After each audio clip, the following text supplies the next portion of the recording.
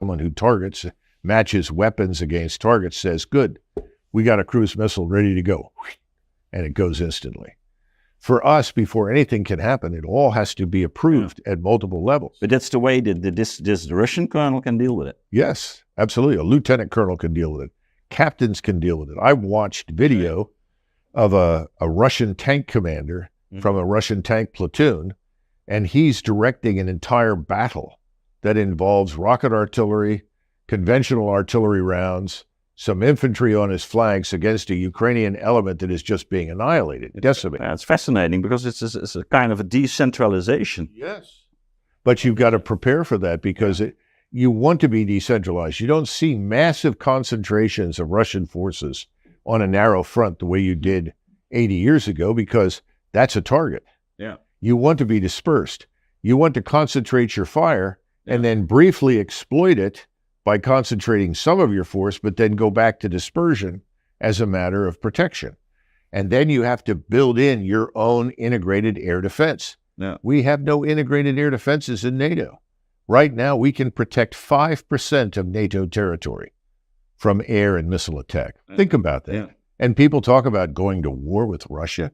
But they're idiots. What does that mean, having an integrated air defense? That means that you have different kinds of air defense weapons at every level. You'll have the shoulder fired. You bring it along with you. And it all moves with you.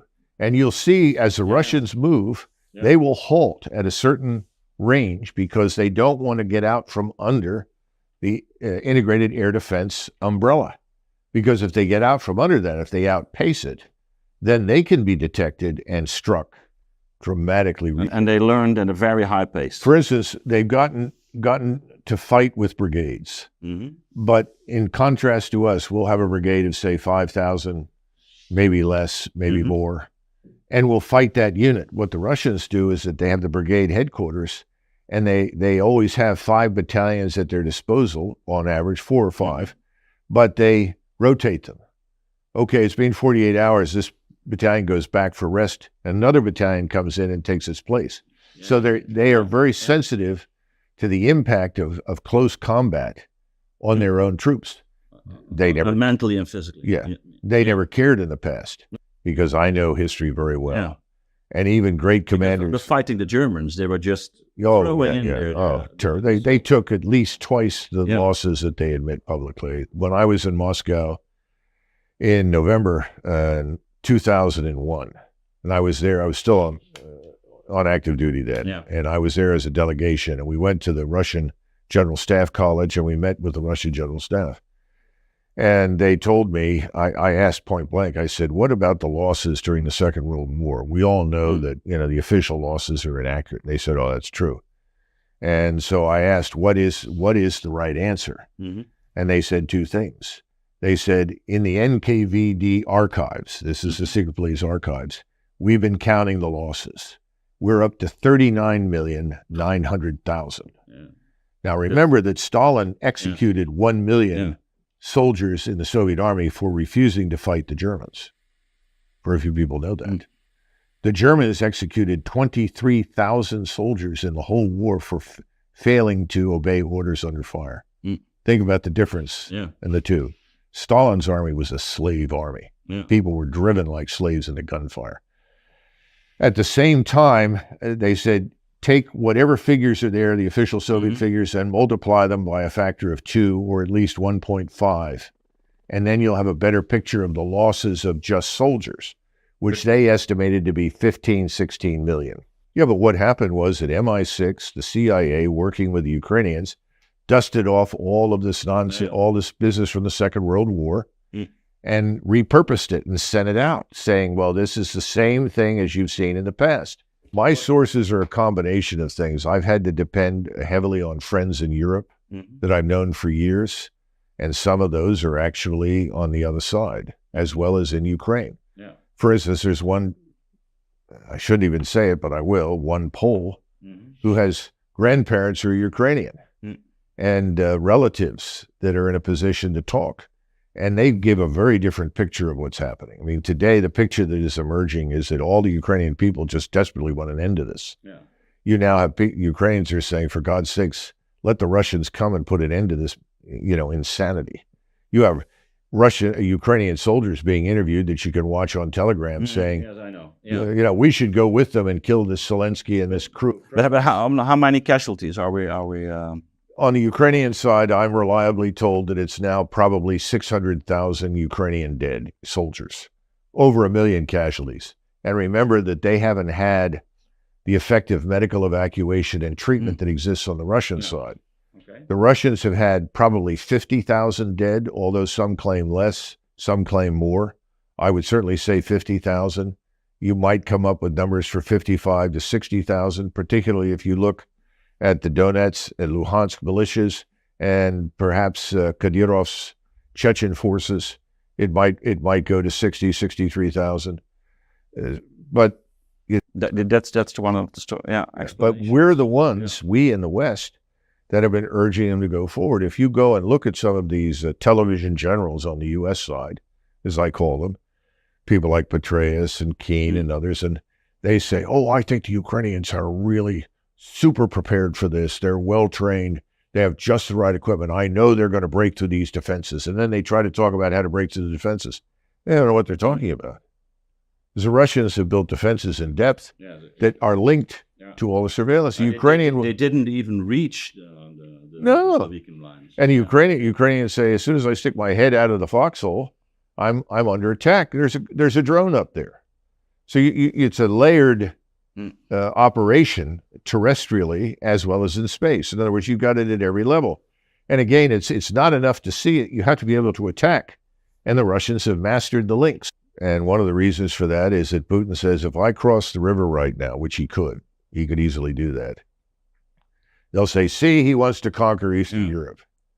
And he says, we've never been interested in that. We have no interest in that. That's not what we want. Yeah. No, but there's a big chance he's going for Odessa, isn't it? Oh, Odessa's historically, and what I see happening right now is this forces up near Kharkov are acting like a magnet for the Ukrainians. Yes. They're pulling forces from other places and putting them there because so there's weakening them in the south. And they said the Russians are going for Kiev, which they may yet do before this is over. But right now, that's not the goal. The goal is to get the Ukrainian forces up there for two reasons. Number one, you're weakening the south, which makes it much easier to cross down there and seize Odessa. And secondly, you're killing what's left that can fight. Vast numbers of units have simply refused to attack. And I don't blame them. Why would you do it? I mean, the French army rebelled in 1917. They were tired of dying. In other words, they're committing suicide. Yeah, that's exactly. It's a suicidal war. Yeah, and Zorovikin invited them to do it. And that's where they've taken most of their losses against his defense, just as the Germans were stupid and took the bait at Kursk.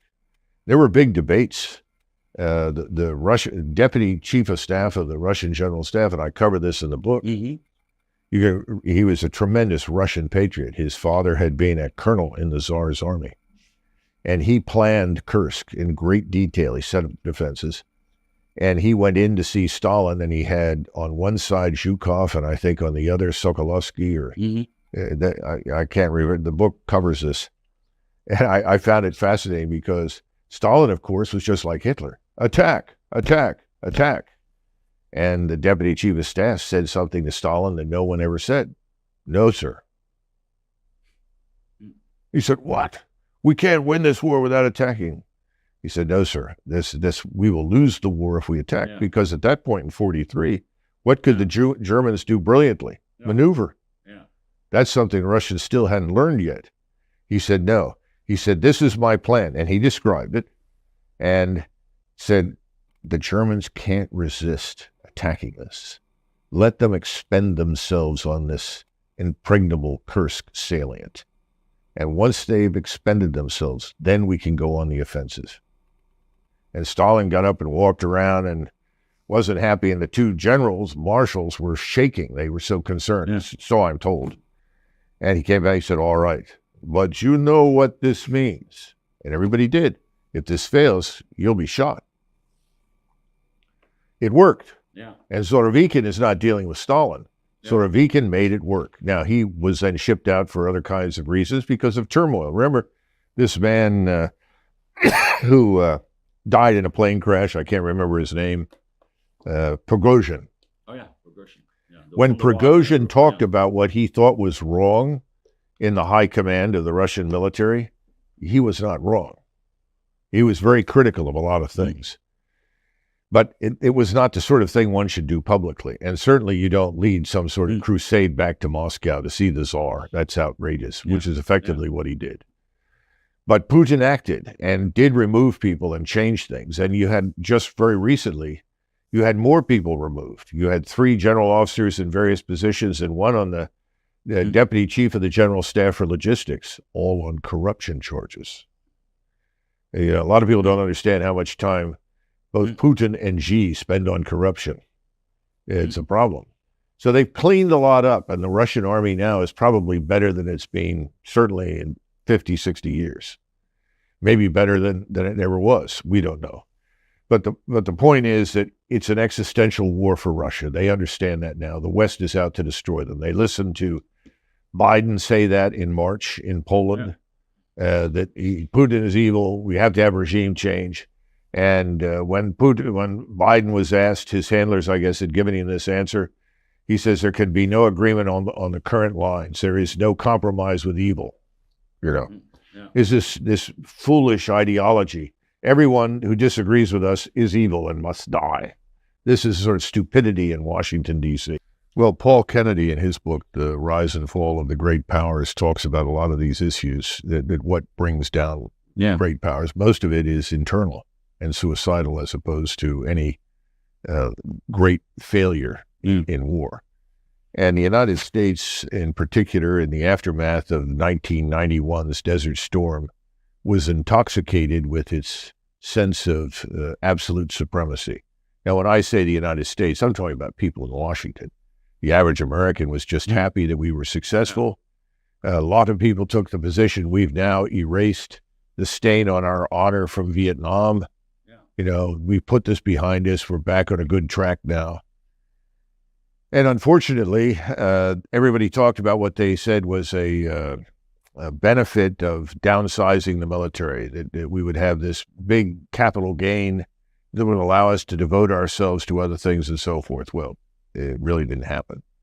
We came to certain wrong conclusions. We faced an adversary who was formidable on paper, but really wasn't as capable as a Russian or a Turkish or a Japanese or Chinese enemy. We became full of ourselves, and we decided that whatever we'd done was right. And instead of looking at this as an opportunity to make profound change in new directions, we kept everything as it was. We just downsized the militaries so they became antiquated versions of what we think won the war, which was, after all, another manifestation of a World War II style force structure. So militarily, it was stagnation after that. We spent a lot of money because we were enamored of push-button success. We began to think of wars, once again, not reflecting on the flesh and blood, the human dimension, but we began thinking in terms of, well, how much money do we need to buy the new missile? The new missile is our new wonder weapon, you know, delivered by the Air Force or the Navy or something else. And there were very few of us that actually saw action against an enemy that fought back. In many cases, the enemy just gave up and walked. This led to certain false assumptions. First of all, they forgot the human dimension to combat. They didn't understand what had happened and whom they'd fought. This probably had more in common with the wars that the British and the French fought in their colonies before World War I. And, of course, they were very pleased with themselves. And they were so pleased with themselves that they began to fantasize that they could take on the Germans. And, of course, the Imperial German Army was very different from the Sudanese tribesmen, the Zulus, or the Pashtun tribesmen up in northwest India, or the Berbers and the Rifs, and so forth. Big mistake, and we know how that turned out. Millions of people died. It was a disaster, and once again, we intervened, and as a result, the French and the British came out of it with their empires, which is all they cared about in the final analysis, but it didn't achieve much. 1991 was another great achievement, but instead of saying, look, that's good, that's fine, we don't need to meddle in the rest of the world. We just need to do business with the rest of the world. which is the traditional American viewpoint. Yeah. After World War I and even after World War II, we dramatically downsized our militaries, and we were trying to pursue good relations with everybody. We discovered that we'd actually not won the Second World War that Stalin had, and now we had a tremendous adversary or opponent in communism. Well, after 1991, there was no such thing. There was nobody out there. And that led us to the false assumption that we could do anything, anywhere, anytime that we wanted to. And you have this famous memorandum penned in the Pentagon by Paul Wolfowitz, who at the time was, I guess, the Undersecretary for Policy and Strategy, something like that. And it simply said this: we're the boss. There's nobody. It was the famous unipolar moment. Yeah. And we can use our military as we see fit, and we can rectify everything. And of course, he was focused on... like Athens in the Mediterranean at the time. Yeah, exactly. Yeah. We forgot, though, we're preeminently what? A maritime power. We're not a continental power. There's a big difference. Continental powers have historically been very good at fighting long, hard wars. Maritime powers don't do that very well because we're primarily naval. And today it's naval and air. And we've got a very small army at this point. We can't even recruit for it. We're having trouble recruiting for all the armed forces. But what people have to understand is that we are a version of the British Empire. But we probably should have taken the opportunity to change our relationship with the rest of the world, to demilitarize it, which is what I talk about doing now. But we didn't want to do that because the military was our trump card, we thought. Madeleine Albright, who told General Powell, you keep talking about this great army. Well, we want to use it. We want to go to Somalia. We want to go to Haiti. We want to go to Bosnia. I was in the War Plans Division of the Army Staff in 1994, and I was asked to write a memorandum. I had a wonderful boss, very competent man, full colonel, should have been a general. His name was Foster, Bill Foster, very smart. He said, look, Macgregor, just put this together. We need a 2-pager. And I said, well, what do you want me to say? He said, well, I want you to say what you think, but I think you think what I think. And I said, well, what's that? He said, what the hell are we doing in the Balkans? America has no interest in that place, and we don't want to be embroiled in this Balkan Civil War. If the Europeans want to go in there, we can support them. And was very well received when it went up to the Army Chief of Staff, who took it to the White House after they'd had a meeting in the tank. Yeah. That's what we call where the Joint Chiefs meet. And it said, the Balkans historically is an area of Russian interest, not American interest. Moving into the area will not be well received in Moscow. And we wanted at the time, well, now you're talking about the military. Yeah. We wanted good relations with the Russians. Yeah. We weren't interested in confrontation. On the contrary, we saw them as partners. So what are we doing there was the question. And the Chief of Staff agreed, went over there, but of course it went nowhere. And a year later, I was in Sarajevo representing the J6. Was it the J6, J7, J5, J5, who at the time was Wes Clark. He was a 3-star, and I went there to represent his. Then I came back to Dayton, and we embroiled ourselves in Bosnia-Herzegovina. And then just a year later, and this is I guess it was a couple of years later, this would have been November 97, I'm at Supreme Headquarters Allied Powers Europe under General Clark, and we're still dealing with Bosnia, but now we're beginning to see trouble in Kosovo. Yeah. And the rest of the story. And again, these old issues came up again. The Germans in particular, the military, were very uncomfortable with this whole business in Kosovo. And they kept saying, we don't really want to go there. We don't have a good history down in Yugoslavia. We don't want to intervene there. And I said, well, I agree with you. The French were sort of, they went along with the idea. Yeah. Other Europeans, the further away you got from the Balkans, the more enthusiastic people were. So the Italians and the Greeks said, have you lost your minds? What are you doing? The Italian defense minister made a comment. He said, you realize that if we go into Kosovo, we become the new Serbs. And then tried to explain what was going on there and the Albanians and the criminality. And it was hopeless. But this was a steady march into more and more interventions. And remember, we'd failed badly in Somalia. Yeah. We went there to rescue people from starvation, and we got into a war because we didn't like the tribal chiefs, and we were told we're going to nation build in Somalia. So this is a long history, and the anti-Russian sentiment really, really takes off in a major way in Kosovo, because the Russians made it very clear they didn't like this, they didn't want it, and they were offended. And you see, remember this caravan of Russian BTR-60s that came up all the way from Bosnia into Kosovo, flying the Russian flag, and the Serbs were cheering them because the Russians were so weak at that point and so incapable. There's nothing they could do to stop us from what we'd done to the Serbs.